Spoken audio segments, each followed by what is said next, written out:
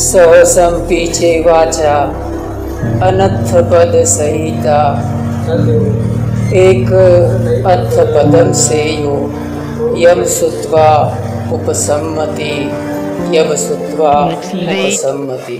Will of Dhamma, subscribe the channel and press the bell icon। विश्ववंदनीय महाकारुणिक भगवान तथागत सम्यक संबुद्ध के चरणों में परिवार अभिवादन। हमारे सबके पथ प्रदर्शक डॉक्टर बाबा साहब भीमराव आम्बेडकर, यहाँ उपस्थित पूज्य गुरुवर्य पूज्य बदन प्रज्ञातीश पंते जी तथा जिन्होंने हमें यहाँ निश्रा दी है पूज्य बदन सुमन तीस बदन। बहुत थोड़ा समय लूँगा। आप सब जानते हैं मेरा कम्युनिकेशन इतना अच्छा नहीं होगा, लेकिन उसकी मार्मिकता आपको टच कर जाएगी।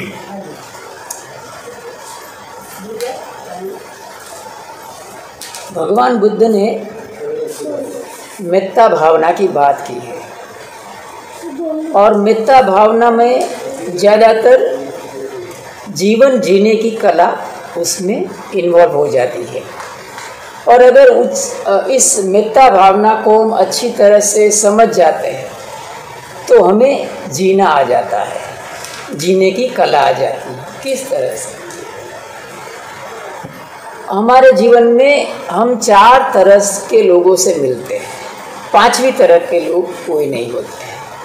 ये 4 तरह के लोगों के साथ हमें कैसे जीना है वो हमें मिथ्या भावना सिखाते हैं। तो पहला एक तरह का लोग हैं जो हमसे ज़्यादा सुखी होते हैं, हमसे सुखी है या तो हमसे ज़्यादा बुद्धिमान है, हमसे ज़्यादा उनके पास किसी भी तरह की संपत्ति है, धन संपत्ति है, रूप संपत्ति है, शरीर संपत्ति है, बौद्धिक संपत्ति है। एनीवे, ऐसे व्यक्ति के साथ हमें कैसे बरतना है?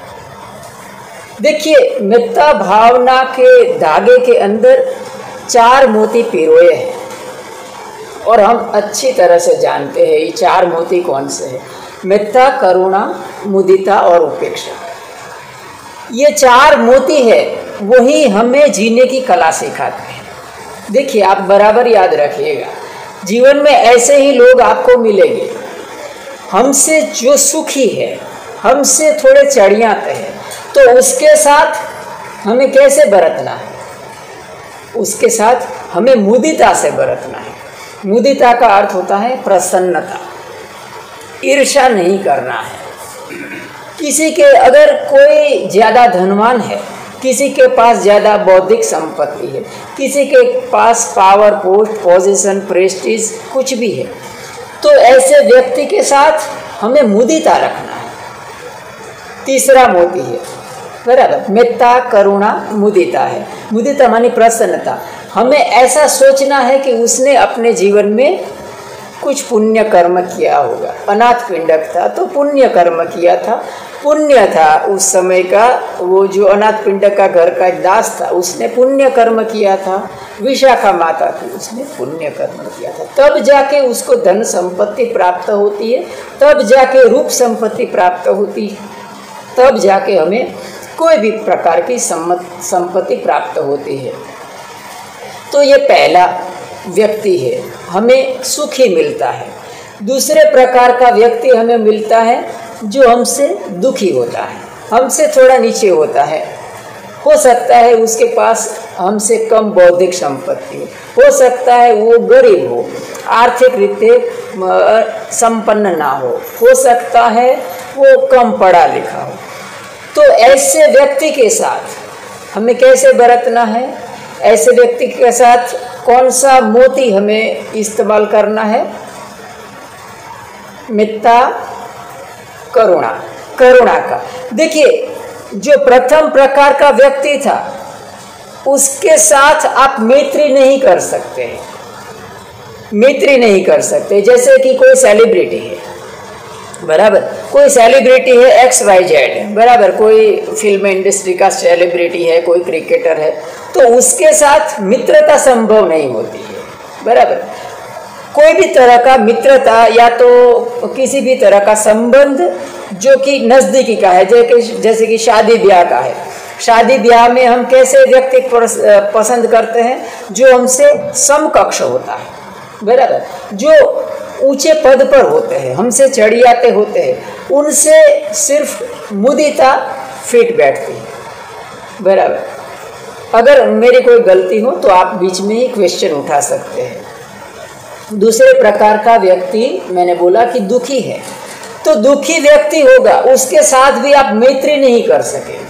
अगर उसके साथ आप मैत्री करने जाएंगे, हो सकता है कि किसी ने शादी ब्याह कर लिया, कोई गरीब, बहुत गरीब घराने की औरत है या तो गरीब घराने का पुरुष है, उससे शादी ब्याह कर लिया या तो दोस्ती कर लिया, तो दोनों में से एक इंफीरियरिटी कॉम्प्लेक्स से पीड़ित होगा, दूसरा व्यक्ति है सुपीरियरिटी कॉम्प्लेक्स से पीड़ित होगा, और दोनों का जो जीवन है, जीवन की जो गड्डी है वो पटरी पर नहीं चलेगी, समझे।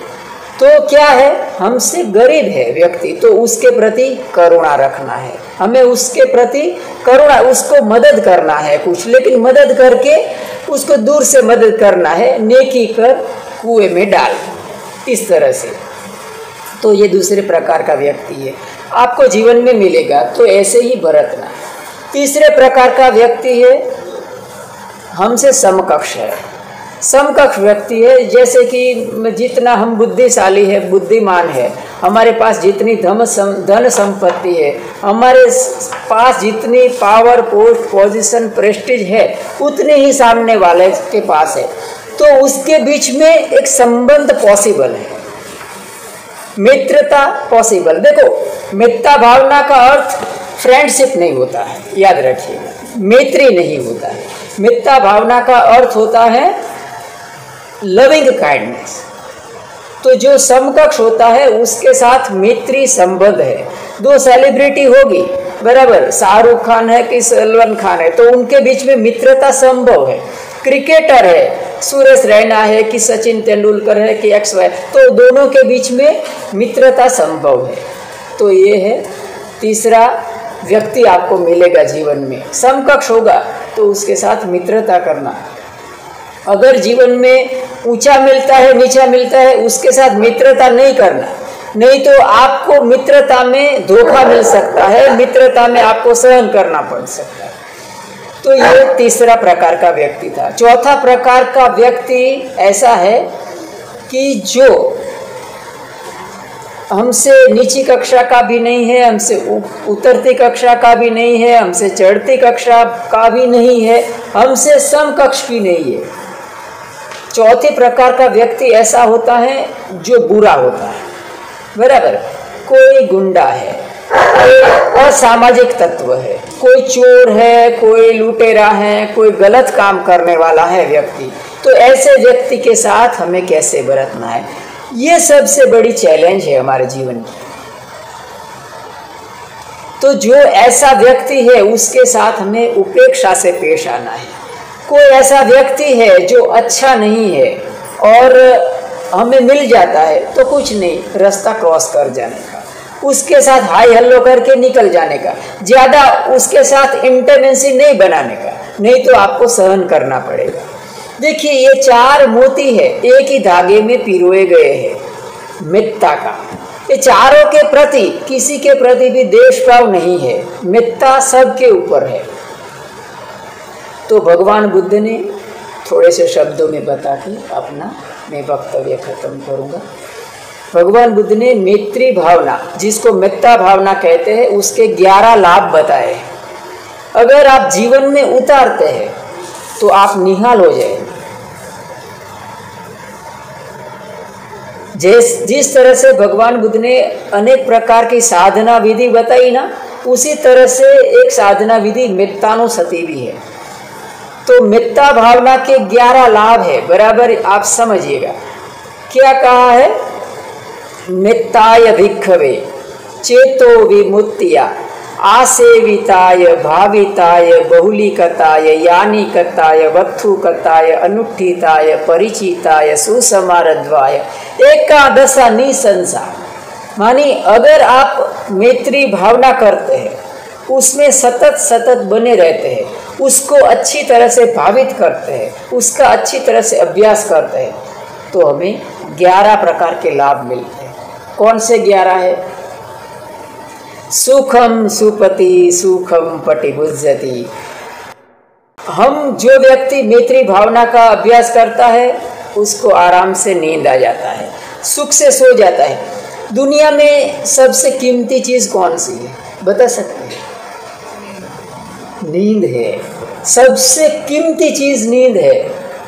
अगर किसी व्यक्ति को नींद से अगर विरत रखा जाए तो उसका, आपको शायद नहीं मालूम होगा, एक ऑस्ट्रेलिया में कुछ कैदी थे, 10-15 कैदी थे, उसके ऊपर एक्सपेरिमेंट किया गया था।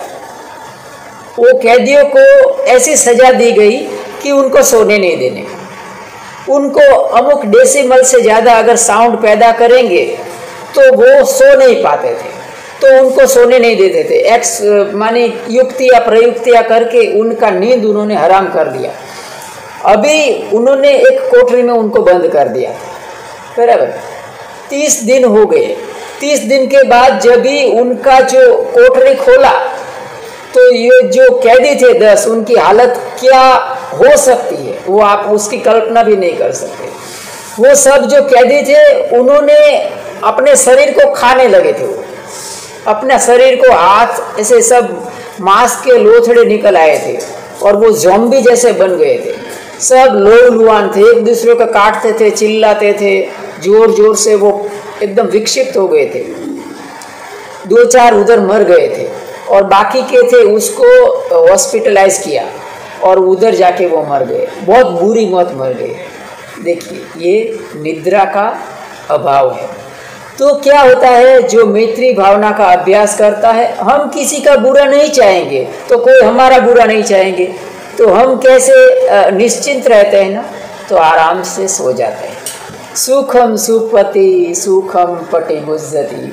जो व्यक्ति मैत्री भावना अभ्यास करता है वो बहुत अच्छी तरह से जागता है।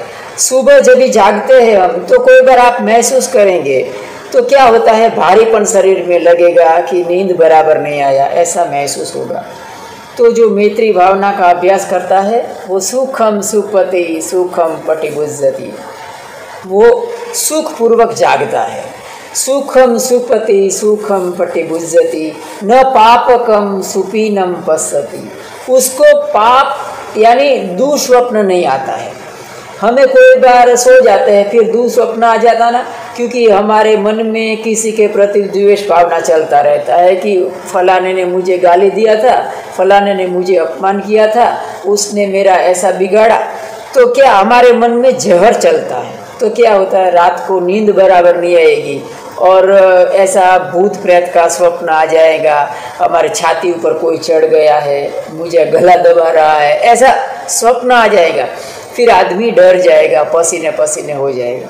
सुखम सुपति सुखम पटिभुज्यति न पापकम सुपीनम पश्यति।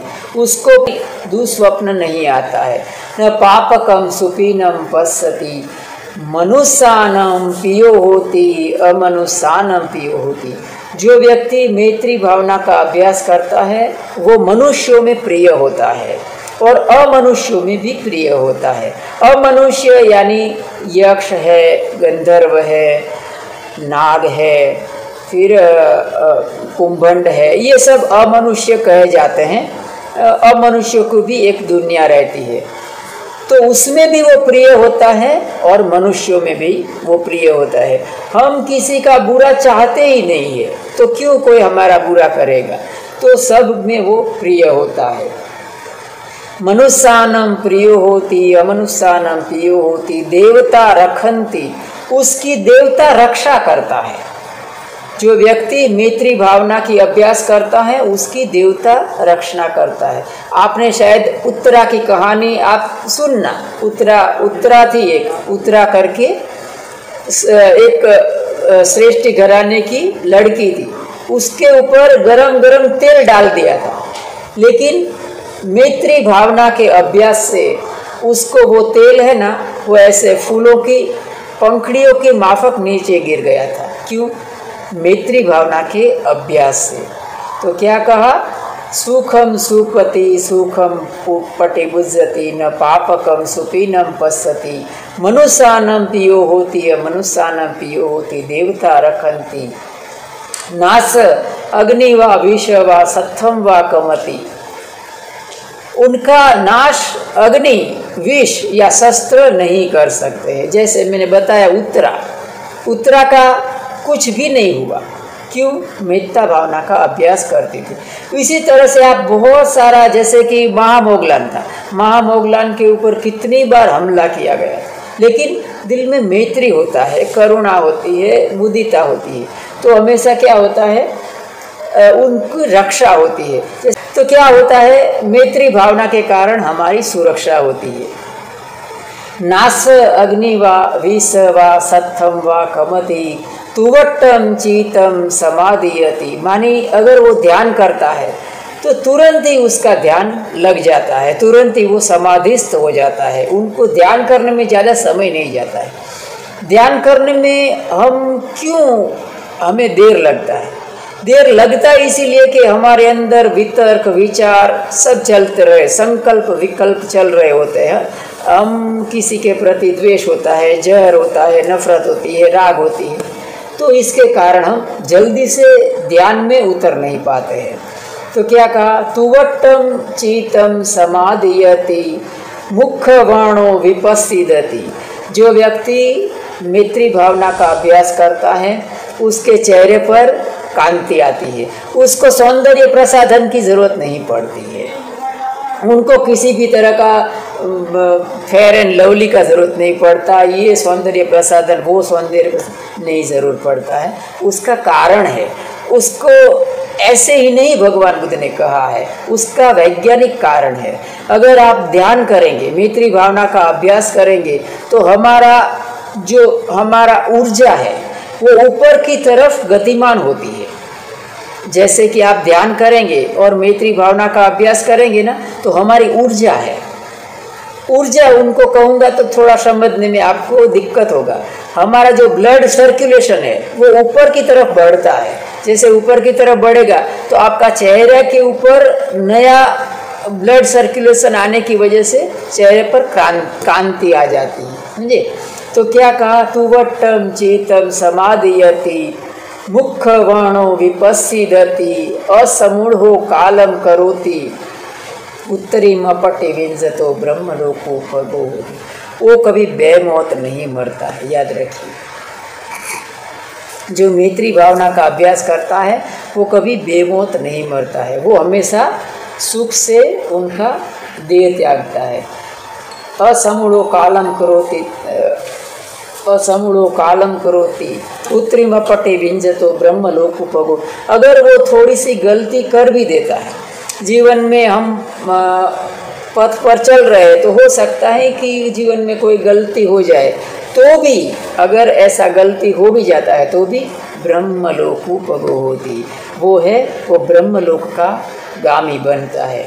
तो इस तरह से हम हमारे जीवन में अगर ये 4 मोती पिरोए हुए हैं धागे में, उसको हम इस्तेमाल करके अगर हम जीते हैं तो हमारा भी कल्याण होता है, हमारे परिवार का, हमारे समाज का और धर्म का कल्याण होता है। आप सबने मेरी बात को बहुत प्यार से, गंभीरता से सुना। आप सबका बहुत बहुत धन्यवाद। सबका मंगल हो, सबका मंगल हो, सबका Subscribe the channel and press the bell icon.